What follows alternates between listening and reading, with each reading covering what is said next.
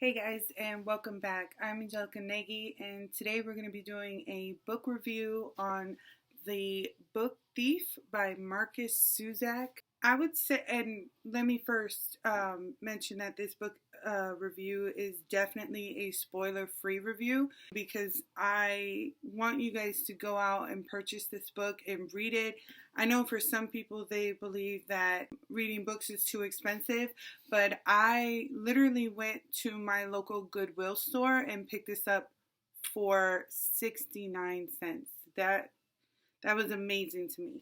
So this book came out, I believe it was published in 2006.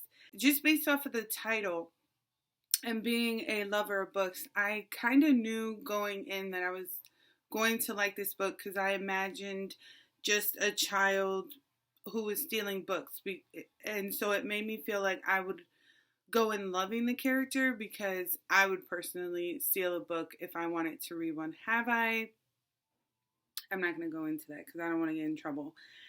I will say my overarching opinion of this book was it was impeccable. The plot alone was very enticing. It continuously drew me in. I think the best part of this book, though, was the narration. The narration is what made it have its own standalone uniqueness. The narrator of The Book Thief was Death himself. Now, going into the plot, this is a historical fiction. It takes place in World War II, Nazi Germany. Another amazing thing about this book is normally when we read historical fictions regarding the Holocaust or Nazi Germany, we often see it from the viewpoint of a Jewish person experiencing that suffering at the hands of Nazis. But in this book, our main characters are actually Germans themselves. So it's kind of a different perspective on a same war. However, as the book progresses, they themselves start to hate Hitler. So it's a way to see that not all the Germans during Nazi Germany actually agreed with Hitler, which was a good thing because often than not, we believe that they were all fanatics. The fact that the author made the narrator death was such, I personally believe, an amazing idea because when we think of World War II, all we think of is death. And to have death as the narrator there, gathering the souls and removing them from Earth was kind of just a way for us to see how death is inevitable and that it's going to come for all of us. But what was the most beautiful part about having the narrator as death was that Death himself started to develop a character development, and we actually see Death more human than the humans in the book, if that makes sense. It shows us how Death, when he comes to carry the souls off Earth, he kisses them, he cradles them. Death is just very human in this book. He's not the skeleton, scary creature that we make him out to be, which was really, really nice because, like I said, World War II is profound with death, and to have the narrator himself, Death, to me was phenomenal. Now, the plot, the main character, our protagonist, is Liesel Miminger. She is German. I'm trying to make sure that I don't give any spoilers, but her story starts off with a death in the family, followed by being put up for adoption.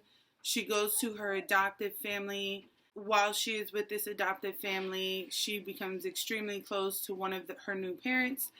That parent teaches her how to read, where eventually she falls so in love with reading that she begins to start to steal books just so that she can continue to collect words.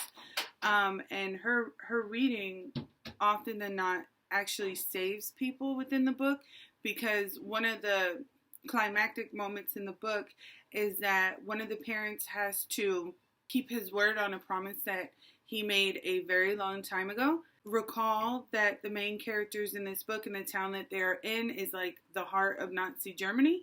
They have to honor that promise by taking in a Jewish person and hiding that person in their basement.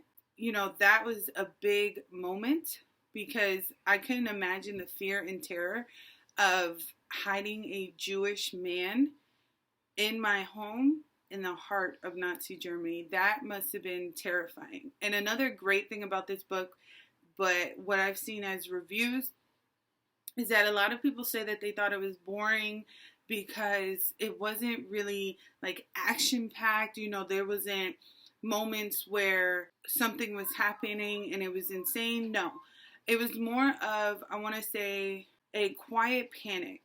For those people who suffer from like panic attacks or something, I feel like the emotions or the experience that come with said panic attacks was widely illustrated in this book. What I mean is when the Germans would come to the home and the Jewish man was there, it felt like you were there and they had to be very silent, but you kind of felt along with the characters that your heart was pounding and you just felt like you were having a panic attack. And when they leave, you can finally breathe, but at no time do you ever feel safe, if that makes sense.